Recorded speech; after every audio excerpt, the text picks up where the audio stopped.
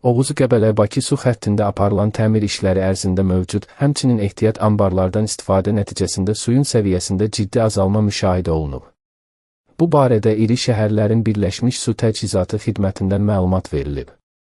Bildirilib ki, hazırda Oğuz-Qəbələ-Bakı su kəməri vasitəsilə ötürülən su Bakı şəhəri və Abşeron yarımadasının mərkəzi su anbarlarına dolmaqdadır. Xəttə aparılan təmir işləri ərzində mövcud, həmçinin ehtiyat anbarlardan istifadə nəticəsində suyun səviyyəsində ciddi azalma müşahidə olunduğu üçün hazırda həmin anbarların doldurulması prosesi icra edilir. Anbarların lazımi həcmdə su ilə təmin olunmasından sonra abonentlərə suyun ötürülməsi mərhələli şəkildə bərpa olunacaq. Xatırladaq ki, Oğuz-Qəbələ-Bakı su kəmərinin 228-ci kilometrində yaranmış qəza səbəbindən Bakı şəhəri və Abşeron yarımadasının bəzi ərazilərində su təchizatında müvəqqəti fasilə yaranıb. İyunun 18-i bu işlər yekunlaşıb və əhaliyə suyun verilişinə iyunun 20-si axşam saatlarında etibarən bərpa olunacağı bildirilib.